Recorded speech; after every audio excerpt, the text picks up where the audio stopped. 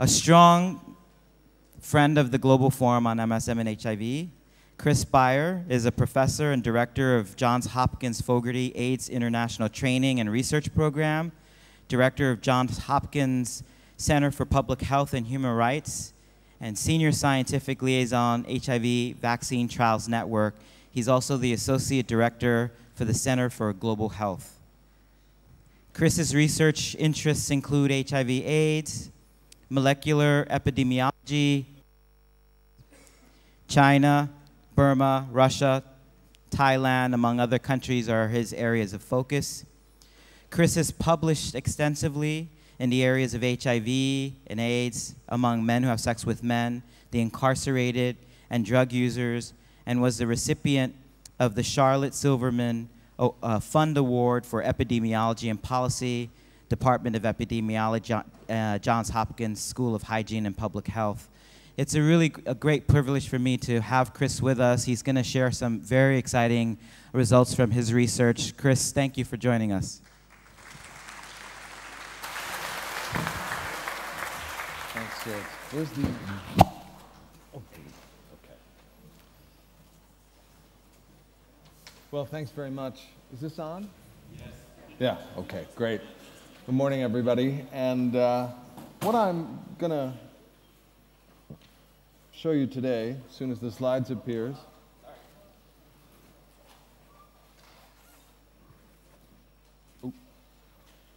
great, is some new work that we have been doing with our group at Hopkins, also with some colleagues at the Futures Foundation, and supported by the World Bank's HIV/AIDS program, also with tremendous support from UNAIDS and WHO.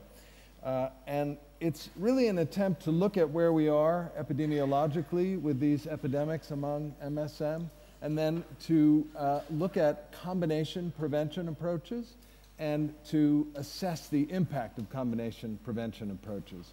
So if that sounds like... Sorry?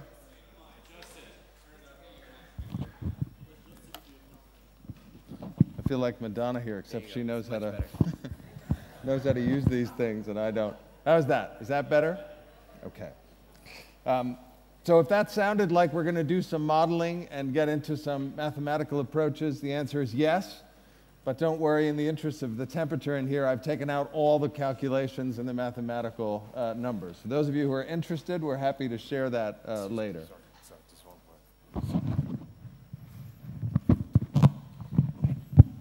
I have kind of a big skull, that's the problem. All right. All right, for a while it holds.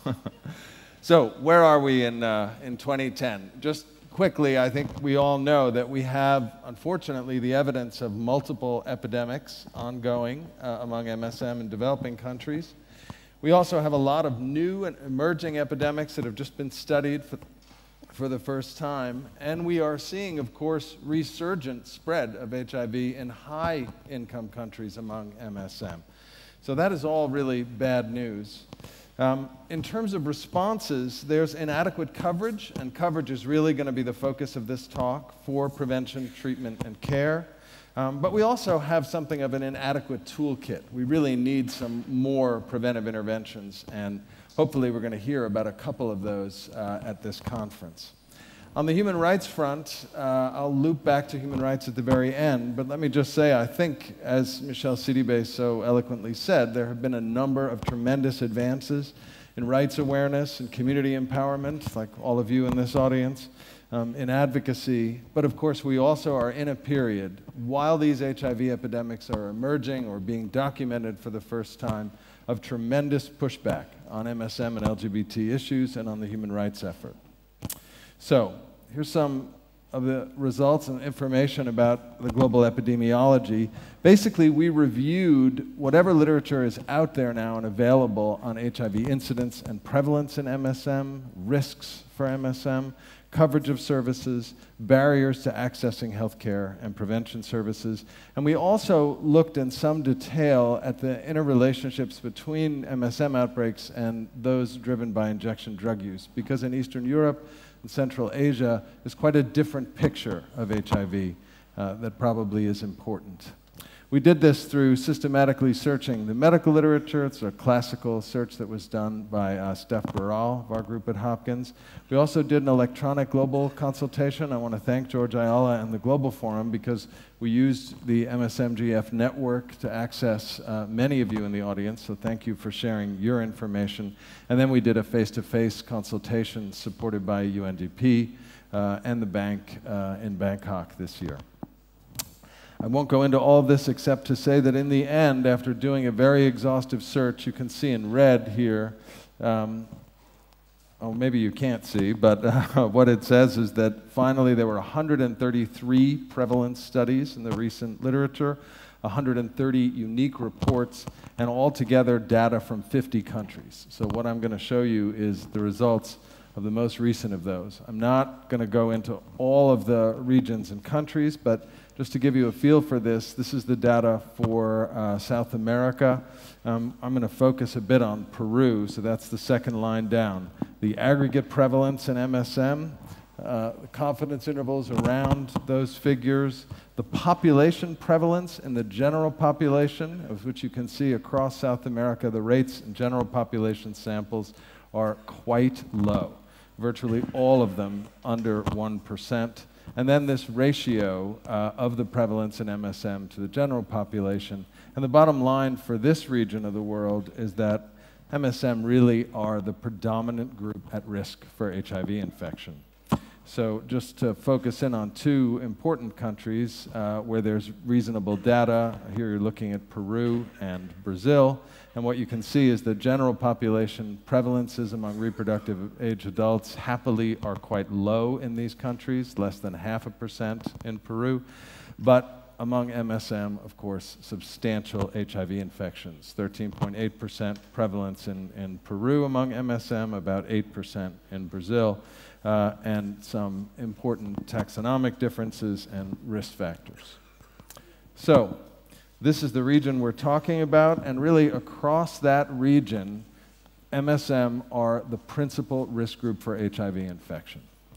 So keep that in mind as we go through this, because when we get into the modeling, you'll see that the impact of HIV preventive interventions and of antiviral therapy treatment for MSM in this region really is essential to the response.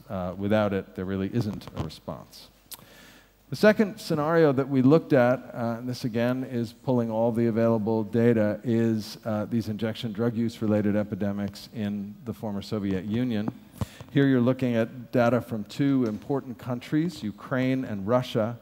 The general population HIV prevalences are a little bit higher than in South America, but still happily relatively low. Ukraine's is the most severe in the region, 1.6%. prevalence, but in MSM, significantly higher, about 11%, but in injection drug users, about 40%.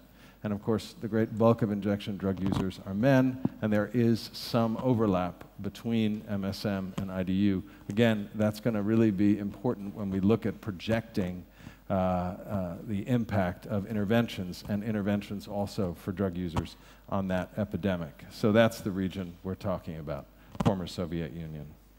The third scenario that we looked at is the epidemics that are emerging in sub-Saharan Africa. And here, of course, there are high rates, unfortunately, of HIV infection among MSM wherever we look in sub-Saharan Africa, but in the context of the world's most severe epidemics generally. And so here are two representative countries, Kenya and Malawi. We'll actually, when we go into the modeling, we'll focus on Kenya. About 6% reproductive age adult prevalence in Kenya. It had been much higher in the past. This is an epidemic that's been coming under fairly steady control, but 15% prevalence in MSM. Malawi, higher general population rates, but about twice that among men who have sex with men. And in both countries, actually, some emerging evidence of interactions between MSM and injection drug users. These are the available data for all the countries from sub-Saharan Africa that fit into this pattern. It used to be on this slide there were only 3 or 4 data points. Now, of course, there are a number of countries emerging here. The MSM prevalences in this column, all unfortunately pretty substantial. For many of these are the first time anybody has done prevalence studies. These are the confidence intervals around those, fairly robust. The population prevalences, of course, are much higher, but generally across the board, what you see is that rates among men who have sex with men are about twice that in the general population samples.